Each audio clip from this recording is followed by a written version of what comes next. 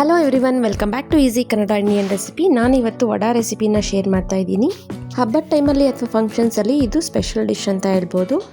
ಇದನ್ನು ಮಾಡೋದಂತೂ ತುಂಬಾ easy, simple and taste ಕೂಡ ತುಂಬಾ ಅದ್ಭುತವಾಗಿರುತ್ತೆ. ವಿಡಿಯೋನ ಸ್ಕಿಪ್ ಮಾಡದೆ ಕೊನೆವರೆಗೂ ನೋಡಿ, ಹಾಗೆ ಖಂಡಿತವಾಗ್ಲೂ ಒಂದ್ಸಲ ಟ್ರೈ ಮಾಡಿ ಕಮೆಂಟ್ ಮಾಡಿ ತಿಳಿಸಿ ಹೇಗಿತ್ತು ಅಂತ. ಸಖತ್ ಟೇಸ್ಟಿಯಾಗಿ ಹಾಗೆ ಕ್ರಿಸ್ಪಿಯಾಗಿ ಯಾವ ಥರ ಮಾಡೋದು ಅಂತ ತೋರಿಸ್ಕೊಡ್ತೀನಿ. ನಾನು 1/2 kg ಆಗೋಷ್ಟು ಕಡಲೆಬೇಳೆನ ಒಂದು 3 to 4 hours ಸೋಕ್ ಮಾಡಿ ಇಟ್ಕೊಂಡಿದ್ದೀನಿ. ಈಗ ಒಂದು ಮಿಕ್ಸಿಂಗ್ ಬೌಲ್ಗೆ ಸ್ವಲ್ಪ ಕರಿಬೇವು ಮತ್ತು ಒಂದು ಇಡೀ ಪುದೀನ ಸೊಪ್ಪನ್ನು ಚಿಕ್ಕದಾಗಿ ಕಟ್ ಮಾಡಿಕೊಂಡು ಸೇರಿಸ್ಕೊಂಡಿದ್ದೀನಿ. ಕಡಲೆಬೇಳೆ ಜೊತೆ ಒಂದು 10 ಒಣಗಿದ ಮೆಣಸಿನ್ಕಾಯಿನ ಸೋಕ್ ಮಾಡ್ಕೋಬೇಕಾಗುತ್ತೆ. ನೆನೆಸ್ಕೊಂಡಿರೋಂಥ ಮೆಣಸಿನ್ಕಾಯಿ ಮತ್ತು 1 ಇಂಚು ಶುಂಠಿನ ಚೆನ್ನಾಗಿ ಗ್ರೈಂಡ್ ಮಾಡಿಕೊಂಡು ಪೇಸ್ಟನ್ನು ಸೇರಿಸ್ಕೊಂಡಿದ್ದೀನಿ. ಈಗ ನೆನೆಸ್ಕೊಂಡಿರುವಂಥ ಕಡಲೆಬೇಳೆನ ತರ್ತರಿಯಾಗಿ ಈ ಥರ ಗ್ರೈಂಡ್ ಮಾಡ್ಕೋಬೇಕಾಗುತ್ತೆ. ಇದನ್ನು ಜಾಸ್ತಿ ನುಣ್ಣಗೆ ಗ್ರೈಂಡ್ ಮಾಡ್ಕೋಬಾರ್ದು, ಜಸ್ಟ್ ಆಫ್ ಆನ್ ಒಂದು 2 times ಮಾಡಿಕೊಂಡ್ರೆ ಸಾಕಾಗುತ್ತೆ. ಇದೇ ಥರ ನೆನೆಸಿರುವಂಥ ಎಲ್ಲ ಬೇಳೆನೂ ಗ್ರೈಂಡ್ ಮಾಡ್ಕೋಬೇಕಾಗುತ್ತೆ. ನಾನೀಗ ಎಲ್ಲ ಬೇಳೆನೂ ಗ್ರೈಂಡ್ ಮಾಡ್ಕೊಂಡಿದ್ದೀನಿ. ನೋಡಿ, ಈ ಥರ ಟೆಕ್ಸ್ಚರ್ ಇರಬೇಕು, ಸ್ವಲ್ಪ ತರ್ತರಿಯಾಗಿಯೇ ಇರಬೇಕು. ತುಂಬ ನುಣ್ಣಗೆ ಮಾಡಿಕೊಂಡ್ರೆ ಕ್ರಿಸ್ಪಿಯಾಗಿ ಬರೋದಿಲ್ಲ, ಸ್ವಲ್ಪ ತರ್ತರಿಯಾಗಿದ್ದರೆ ತುಂಬಾ ಕ್ರಿಸ್ಪಿಯಾಗಿ ಬರುತ್ತೆ. ಈಗ ಇದಕ್ಕೆ 1 ಇಡಿ ಆಗೋಷ್ಟು ಕೊತ್ತಂಬರಿ ಸೊಪ್ಪನ್ನು ಚಿಕ್ಕದಾಗಿ ಕಟ್ ಮಾಡಿಟ್ಕೊಂಡು ಸೇರಿಸ್ಕೊಳ್ತಾ ಇದ್ದೀನಿ. ಹಾಗೆ 5 ರಿಂದ 6 ಈರುಳ್ಳಿನ ಸಣ್ಣದಾಗಿ ಹೆಚ್ಚಿಟ್ಕೊಂಡು ಸೇರಿಸ್ಕೋಬೇಕಾಗುತ್ತೆ. ಹಾಗೆ ಇದಕ್ಕೆ 2 ರಿಂದ 3 ಪೀಸು ಚಕ್ಕೆನ ನುಣ್ಣಕ್ಕೆ ಪುಡಿ ಮಾಡಿಕೊಂಡು ಸೇರಿಸ್ಕೋಬೇಕಾಗುತ್ತೆ.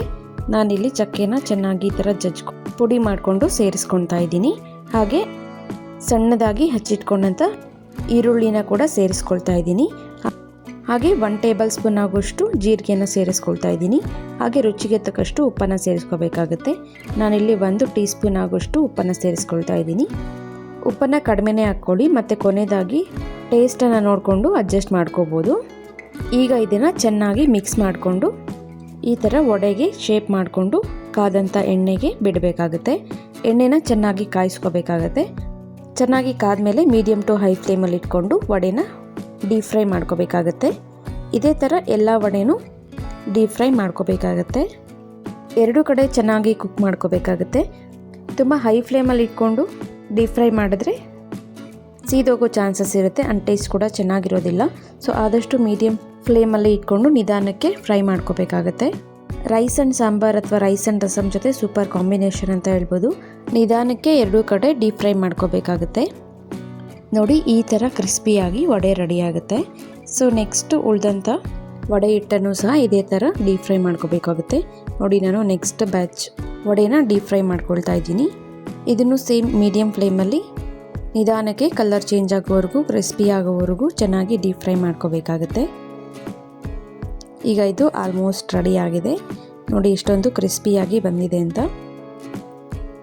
ಈ ಥರ ಕಲರ್ ಚೇಂಜ್ ಆಗೋವರೆಗೂ ಡೀಪ್ ಫ್ರೈ ಮಾಡ್ಕೋಬೇಕಾಗತ್ತೆ. ವಿಡಿಯೋನ ಸ್ಕಿಪ್ ಮಾಡದೆ ಕೊನೆವರೆಗೂ ನೋಡಿದ್ದಕ್ಕೆ ತುಂಬಾ ಧನ್ಯವಾದಗಳು. ನೀವು ಒಮ್ಮೆ ಟ್ರೈ ಮಾಡಿ ಕಮೆಂಟ್ ಮಾಡಿ ತಿಳಿಸಿ ಹೇಗಿತ್ತು ಅಂತ. ಹಾಗೆ ವಿಡಿಯೋ ಇಷ್ಟ ಆಗಿದ್ರೆ ಲೈಕ್ ಕೊಡೋದನ್ನು ಮರಿಬೇಡಿ. ಇನ್ನಷ್ಟು ಈಸಿ ರೆಸಿಪೀಸ್ಗಾಗಿ ನನ್ನ ಚಾನೆಲ್ನ ಸಬ್ಸ್ಕ್ರೈಬ್ ಮಾಡ್ಕೊಳ್ಳಿ. ಯಾರೆಲ್ಲ ಸಬ್ಸ್ಕ್ರೈಬ್ ಮಾಡ್ಕೊಂಡಿದ್ದೀರಾ ನನ್ನ ಕಡೆಯಿಂದ ತುಂಬ ಧನ್ಯವಾದಗಳು. ಹಾಗೆ ಯಾರೆಲ್ಲ ಸಬ್ಸ್ಕ್ರೈಬ್ ಮಾಡದೆ ನೋಡ್ತಿದ್ದೀರಾ ಪ್ಲೀಸ್ ಸಬ್ಸ್ಕ್ರೈಬ್ ಮಾಡ್ಕೊಂಡು ನೋಡಿ.